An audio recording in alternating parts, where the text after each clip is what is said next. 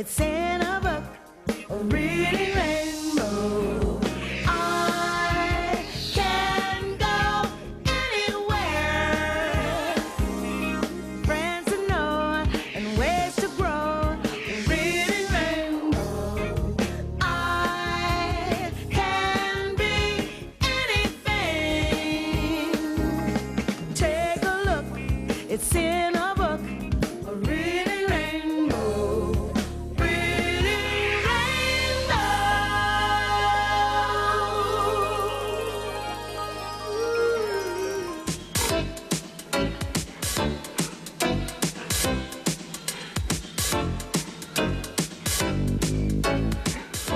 It's dinner time here at the Shinsato farm, and eating time is just about the busiest time of day for everybody, including Mama. These guys are making pigs of themselves. They're hogging all the food. They're eating just like pigs. Well, I guess that's only natural. You know, pigs are really very lovable. They're fun to watch because they wiggle. Don't ham it up so much, LeVar. Yeah, he's hogging all the good lines. And they're also pretty good for a giggle. We're laughing so hard, we're shaking our bacon. A Tennessee pig said, "Oh, me. I'm getting as fat as can be. My head is so big that it's outgrown my wig, and my pants just come down to the knee."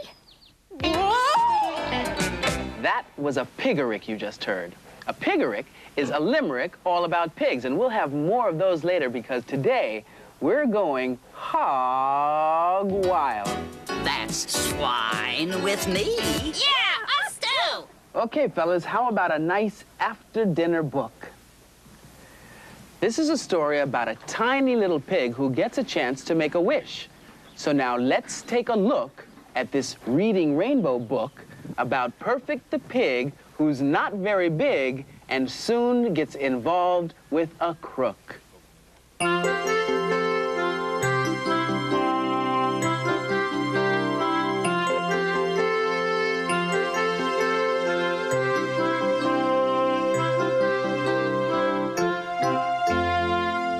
Perfect the Pig by Susan Jeschke. Read by James Coco.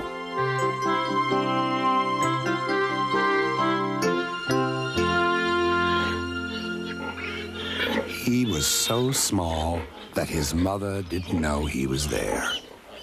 The other piglets were always pushing and shoving, squealing greedily for food. But the tiny pig was gentle, quiet, and never greedy. While the other piglets rolled around in the mud, he would lie under his favorite tree, wishing for wings to carry him into the sky. One day, he heard a terrible squeal. A large sow had fallen in the road.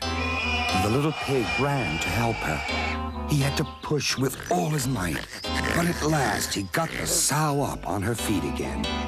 The sow thanked the little pig, and she offered him a wish. Anything at all, she said. "I want wings," he answered. The sow nodded and went on her way. Almost at once, wings began to grow on the little pig. He was thrilled. His wings worked. He flew around all day. At night, he went back to the pig pen. When the other pigs saw his wings, they pushed him out. "Go sleep with the birds," they said. But the birds wouldn't let him stay either. On and on he flew until he came to a big city. He landed on a fire escape, too tired and hungry to go on. A woman came to the window, so tiny and with such beautiful wings. The woman fed the little pig, then put him to bed, and she named him Perfect. The woman's name was Olive. She loved Perfect and did all she could to please him. Olive was an artist. She liked to paint pictures of Perfect. He was a wonderful model. However, Perfect soon grew restless. He began to look longingly at the sky. He missed flying. Olive understood and took him up on the roof. From then on, he went out flying for a short time, every day. She did her best to hide the bad things in life from him, but she didn't always succeed. People liked the paintings of Perfect and bought them from Olive. Her savings jar began to fill up. Adorable pig. Olive decided that the best thing for both of them would be to live in the country. She made a label for her savings jar. It said, "House in the Country." Perfect couldn't read, but he could see that Olive was very happy and excited, and that made him happy and excited too. But their happiness did not last long. The next day, while Perfect was out flying, a heavy fog rolled in. Perfect got lost. He flew around all day looking for home, but he couldn't see a thing. When the fog lifted, Perfect spotted a park bench. He landed on it and fell sound asleep. A man's voice woke him. "Well, I'll be," the man said. "A pig with wings. My fortune is made." He picked up Perfect and ran home with him. The man said, "Okay, Oink. Now I'm gonna train you. Fly around this room." "That's a good Oink." Then he poured out some garbage and gave it to Perfect to eat. Perfect was shocked. He ran to the window and tried to get away. "Oh, no, you don't," the man said, and he tied Perfect to a pipe. When the man thought he had trained Perfect enough, he dressed him in a costume and took him to a park to perform. At the end of the show, Perfect flew over the audience. Everyone oohed and awed, and they gave the man lots of money. Every night, the man counted his money, then tied Perfect up even tighter. "You're not gonna get away from me, you flying pork chop." The man bought a cage and locked Perfect up. Perfect was miserable. His wings ached, and he hadn't had a bath in months. The man gave him nothing but garbage to eat, and never, ever kissed him. Every night, Perfect cried himself to sleep, thinking of Olive. Olive went up to the roof each day and searched the sky for Perfect. Sometimes she wondered if Perfect had been a dream, but she still had one painting of him. It reminded her that he was real. One day, when Olive was out walking, she saw a sign that read, "The Great Flying Oink." She bought a ticket and ran into the theater. She could hardly believe her eyes. It was Perfect. The man was leaning over him saying, "Fly, you stupid Oink, or it's off to the butcher with you." But Perfect couldn't budge. He was too sad, and his wings hurt. "Perfect!" Olive cried out. Perfect raised his head. He squealed happily as he stretched his wings and flew to her. Everyone clapped. "Where you going with my pig, lady?" the man said. "This is my pig," said Olive. She and the man began to argue. "Let a judge decide this," someone said. Idea. The judge listened to both sides. Then he said, "I think the pig should choose." And of course, Perfect chose Olive. The judge told the man to give Olive half the money he made with Perfect. It was Perfect's rightful share, he said. Olive took the money and bought a little house in the country, where she and Perfect lived in peace and happiness.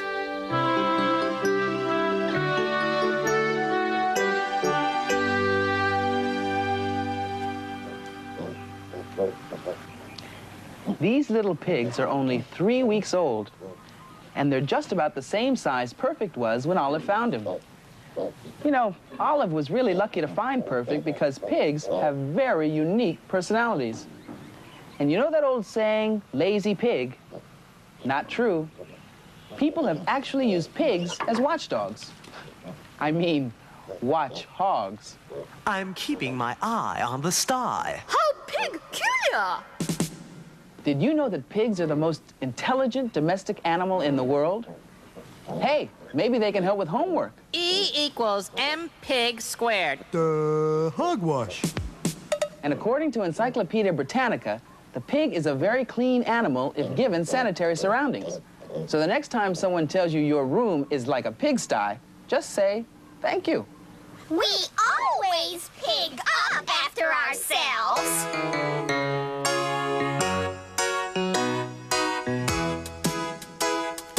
Folks pass by, they say, hey there, bud. Why you sitting round here with your face in the mud? I say, 'cause it feels so good. I'm happy just being a pig. You think I'm lazy, but that's not true. I'm doing everything a pig's supposed to do. It won't seem like much to you until you've tried being a pig. I wake up in the morning or any old time. I go out to the sty to see my fellow swine. I have a bite to eat, I shake some flies away. I lay myself down and sing this song all day. Hey, a scoop-a-doop-a-doo-ba-ba-ba, yeah. Za-scoop-a-doo-ba-ba-ba, and that is why I say I'm happy just being a pig. I'm happy. Well, that's why I say I'm happy just being a pig.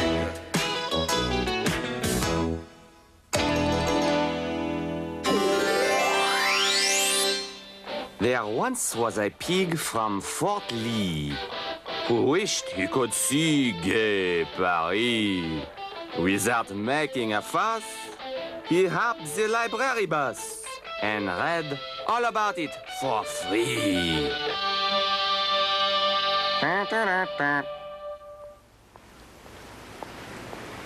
If you want to find out more about pigs, you know where to go, right? Let's check out the animal section of this library.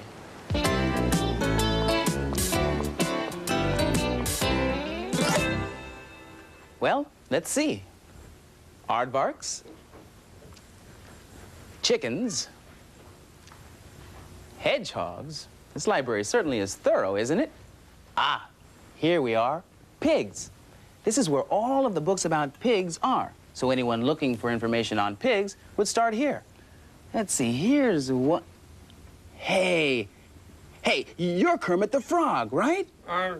Me? Kermit the Frog? No, I'm not Kermit the Frog at all. I'm Angelo the Frog. No, I'm not even a frog at all. I'm Angelo the small green human being. You're right, and I'm LeVar the Moose. Come on, Kermit, out with it. What are you doing in the pig section at the library? The pig section? Is this the pig section? I thought this was the wig section. Well, how did I get in the pig section? Oh, no wonder I couldn't find any books on hair pieces. Well, I better just be making my way to the wig section. Oh, no, wait a minute, Kermit. Now, it doesn't take a whole lot to figure out what you're doing here. You want information on pigs, right? Or should I say one pig in particular? Being a species of wildlife, I'm interested in all members of the animal kingdom, of course. Well, listen, to tell you the truth, to be perfectly honest, the reason that I'm here in the pig section is to sort of catch up on great classics of pig literature. Classics? Classics like what? Well, step right over here. Here are some of my favorites. Just check these out. Some pig classics, huh?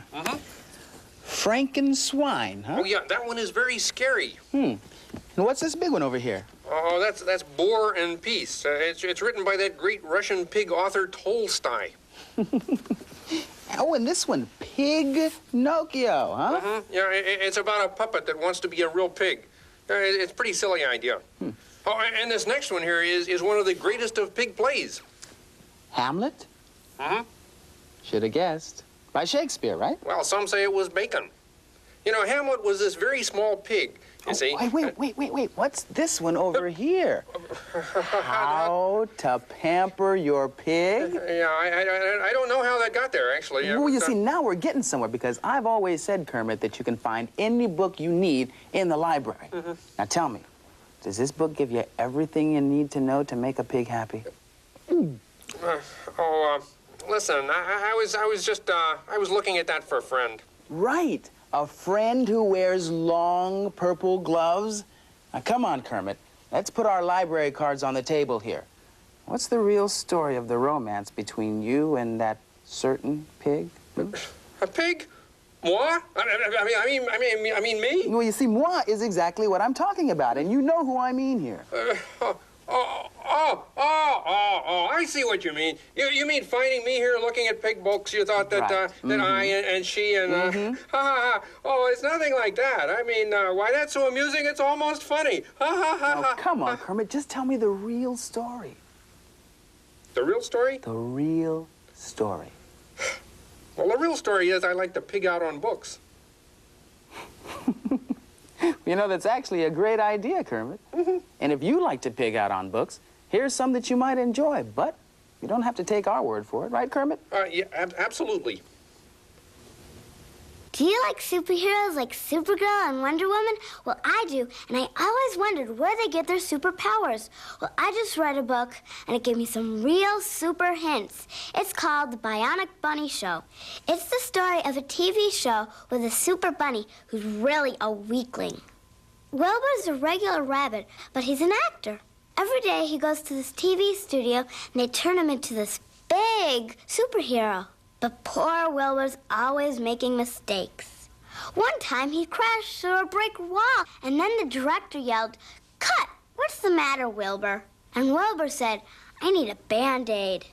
At home, he tries to open a jar of bunny food, but he can't do it. Then he sets it down, and the baby does it. Some bionic bunny. I'm Renee Snyder, and I think if you're interested in working in TV, and even if you're not, I think you should read this book because it's got lots of humor in it, and everybody likes to laugh. Can you do it, Hector? Can you make music with your nose? I just read Hector, the accordion-nosed dog, and it showed me how. Hello, my name is Sean Nams, and I really like this book. At the beginning of the book, Hector has one big talent, pointing with the tip of his nose. He won 11 gold medals and even made a movie, all because of his terrific pointing nose. And then something terrible happened. Hector ran smack into a wall. His nose was like an accordion.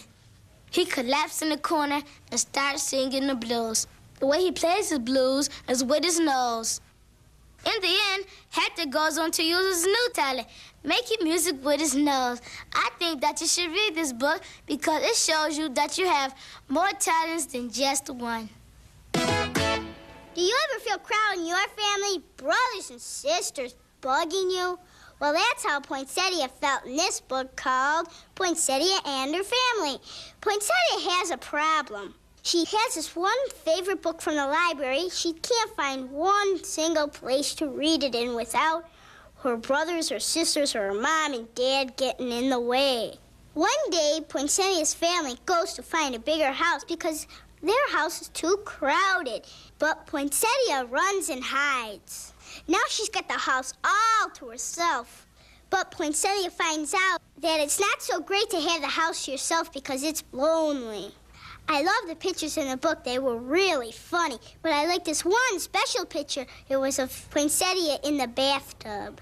You know, I have a little brother at home. Sometimes he bugs me. But after I read Poinsettia, I learned, even though I like to be alone sometimes, I still love and care for my family.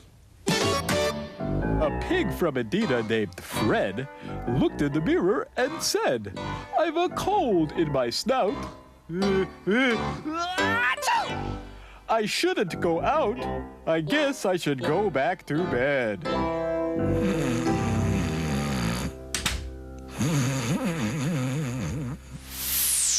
Today's Piggerics were written by kids across America.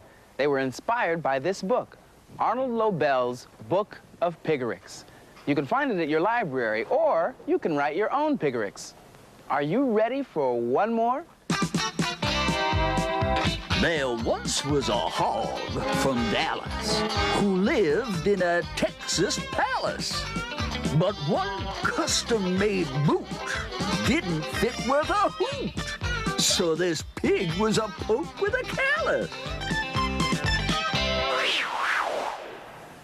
This little piggy went to market, the Honolulu Zoo store in Hawaii.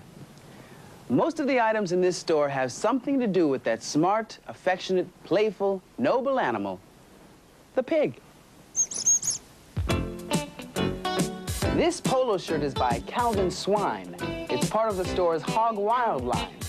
I'd like you to see this Pork Avenue collection, so watch as we show you a hand-pigged selection. Move over, alligator. The hog is here on belts, ties, socks, shirts, both front and rear. There are pigs that hold candles and pigs with handles. Pigs on slippers for cold feet and a chocolate piggy treat. Pig etchings, pig earrings, a keychain and key tag, pig tins and dishes, and a hogwash laundry bag. Say hi to Pipsqueak, whose snout you can tweak. Cookie cutters, magnets, paper party goods, calendars, postcards, and ornaments for car hoods. Here's some soap. It's called Hog Lather, or paper clips, buttons, or stickers if you'd rather. Open the can with this porcine punch, or check out this book for a munch, or your lunch. Here's a hot water bottle to warm your tummy, or some hog-nosed spectacles that make you look funny. Here's a doorstop, a sponge, and a shiny gold charm. Did you ever see this pig out on a farm? Well, we've seen just about everything in this store today but a piggy bank. Say, do you know how piggy banks came to be? Actually, it was a big mistake. See, thousands of years ago, clay called pig, P-Y-G-G, was used to make dishes, pots, and jars. And people used to save their money in these pots and jars called pig. Gradually, the family savings became known as the piggy bank. But then years later, when people wanted piggy banks, the pottery makers didn't understand that pig was ancient clay. They heard the words piggy bank and made pig-shaped money holders. Well, the piggy bank caught on and has been popular ever since. Now, I don't want to be pig-headed or waste any time, but this is a perfect chance to save a dime. Now, I won't overdo this rhyme, so you take it easy, and we'll see you next time.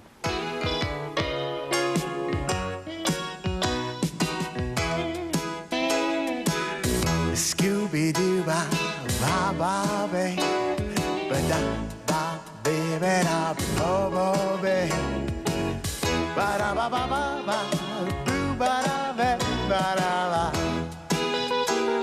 Yeah! Scooby-Doo, ba, ba, ba, ba, ba, ba,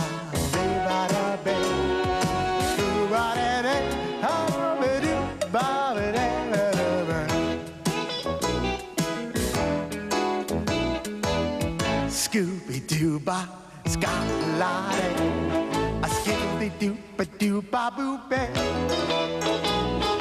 Rabba-dabba-dabba-ba-doo-ba-ba, a Scooby-Doo-ba-doo-ba-doo-day, hey, a Scooby-Doo-ba-doo-ba-ba-ba, yeah, it's a Scooby-Doo-ba-ba-ba, and that is why I say I'm happy just being a pig. I'm happy.